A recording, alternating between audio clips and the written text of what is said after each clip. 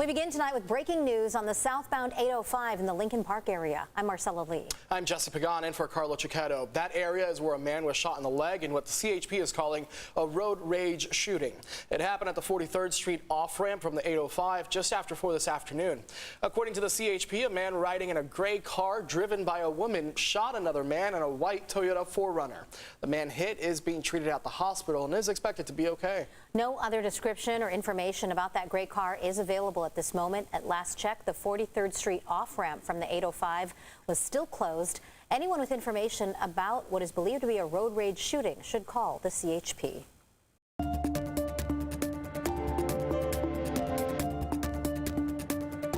SDG&E customers are amped up about high bills, but did you know utilities are allowed to use ratepayer funds to pay for lobbying? As CBS 8's David Goffredson reports, a SoCal utility owned by Sempra was recently fined $10 million for unlawful lobbying activities. Sempra.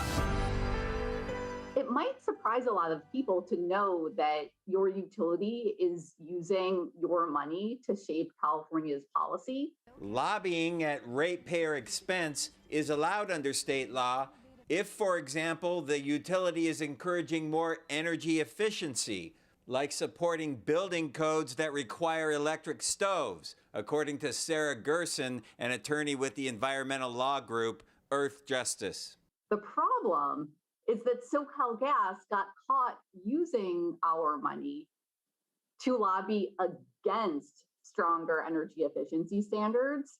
Southern California Gas is owned by Sempra, the same parent company that owns SDG&E. Earlier this month, the California Public Utilities Commission ordered SoCalGas to be fined $10 million for unlawfully lobbying against electrifying homes. Why, you ask, would a Sempra company lobby against the state's climate goals? Because the trend toward electrifying homes is an existential threat to SoCalGas's business.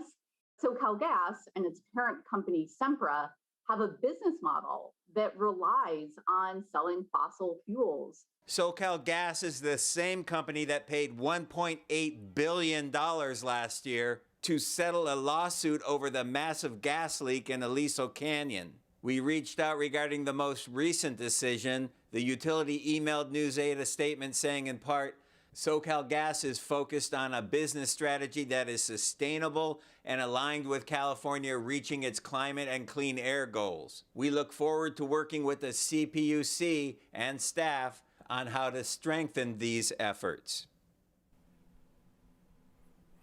Now, we want to be clear, SoCalGas can lobby for whatever they want to, but when they start using ratepayer funds to lobby, then they are restricted from certain activities.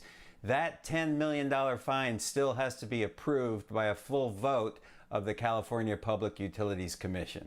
Very interesting, David, to break it down for us like that. Can you also tell us what's going on later this week with SDG&E at the California Public Utilities Commission? A lot of people following that closely. Yeah, we'll be monitoring hearings before the PUC where SDG&E is trying to argue that their profits should not be reduced for 2022. Also on Friday, we are expecting an earnings report from Sempra, so we're going to be taking a look at those numbers as well. People paying high bills interested to know where their money is going. Thanks so much, David. And we are amped up and continuing to demand answers about why our power bills are suddenly so high. In the meantime, CBS 8's Shannon Handy shows us some small things everyone can do to fight back and try to keep your next bill as low as possible. You've probably heard time and time again, if you want to lower those SDG&E bills, you need to reduce your energy. But it's not as simple as just shutting off your lights. I'm going to tell you about the top 10 energy users in your home and some surprisingly small things you can do to make a difference. According to the latest numbers from the U.S. Energy Information Administration, heating your home makes up nearly a third of your total energy usage at 31.3%. Second to that is your water heater at 13.6%. Cooling your home takes less energy, totaling 10.7%. Your refrigerator takes up the fourth highest use of energy in your home, consuming 4% of your total usage. Next up at number 5 is your dryer.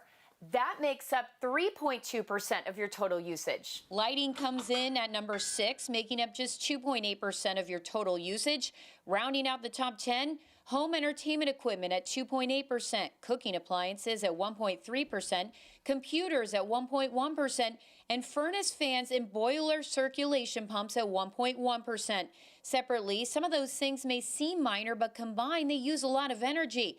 That's where conservation comes in. Simple tips include unplugging your phone charger from the wall when not in use, using energy-efficient light bulbs, using smart power strips, which can detect when a device is in standby mode and cut power off completely.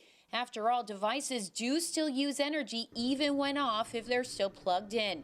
Lowering the thermostat not only in your home but on your water heater as well. Instead of using hot water to do laundry, use warm or even better, cold. Also, when traveling, shut your heater to off and turn the water heater to vacation mode. We know you're frustrated with these high SDG&E bills, so hopefully making some of these changes will help, even if just a bit. We do have all of this information, as well as some other tips on our website. Just go to CBS8.com and click on this story. Some good stuff, Shannon. Thank you. Meantime, you can text the word AMPED to 858-571-8888 to see all of our recent Amped Up coverage or to give your feedback to SDG&E. Gorgeous weather over the weekend, but boy, a huge change in temperatures today coming in. It is cold outside. We've got overcast skies, and we have not seen the brunt of this latest winter storm. No, get ready for even more rain, though, and a lot of snow in the East County Mountains. Chief Meteorologist Carlene Chavis here early with a look at what's happening right now. Carlene? Right now it's pretty quiet. Now we do have the cloud cover that's going strong out there, but as mentioned, we haven't seen any rain just yet. That looks to arrive by tomorrow. But the cold air is settling in right across the west as we do have scattered showers and some mountain snow well towards the north of us. We haven't seen any activity really popping up. Just been misty at times for us throughout the day. Deepening of the marine layer through tomorrow, that's going to bring in a chance. We could see a few light showers later on tonight, even starting to see some of the flurries across the mountains because temperatures are already in that near freezing range in the 30s. So we could see a few isolated showers for Monday. More of that moisture is set to move in as we go into Tuesday. By the afternoon hours all the way into the evening, that's when we get that next influx of moisture. And then as we go into Tuesday night, that's where we're also looking at a chance for a few isolated thunderstorms, and that's when the activity starts to happen over our mountains. So snow levels coming down around 2,000 feet. We're going to have snow into the late night hours for Tuesday all the way through early morning for Wednesday. Isolated thunderstorms west of the mountains as well. And then we clear out by Wednesday night. So more details and just how much snow we're talking coming up. Back to you. All right, Carlene, thank you. Meantime, we went up to the mountains earlier today where we found people stocking up on supplies ahead of that incoming winter weather. A manager at Ace Hardware in Alpine says the store's been pretty busy with people coming in looking for firewood, kerosene, and propane to try and stay warm. He says there are several in-demand items for those looking to play in the snow, too. They're going to come in for mittens. They're going to come in for hats, beanies, hand warmers, mega warmers. They put ones in their bodies, you know, and they cut inside their pockets and stuff. I have even foot warmers. Mega warmers, all right. If you're looking to head up to see the snow, drivers are reminded, take it easy and drive slowly. Gas prices across San Diego County continue to break records, reaching our highest price in history. Yes, sometimes it's painful. AAA says the average price for a gallon of regular is now $4.75. That's about $1.14 more than a year ago. We drove around the county today and saw some gas stations are charging more than $5. The best bargain we came across with a credit card was Costco at $4.29 a gallon. Costco doesn't disappoint. I know you have to have it worth it to get your membership, but usually the cheapest prices I can find. Oh, that's a pro tip right there. All right, the Leave No One Behind mural project celebrated its one-year anniversary today. The VFW rededicated the mural to highlight Black deported veterans for Black History Month.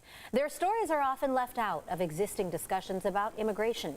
The mural also aims to remind the president of his promise to bring deported veterans back to the U.S.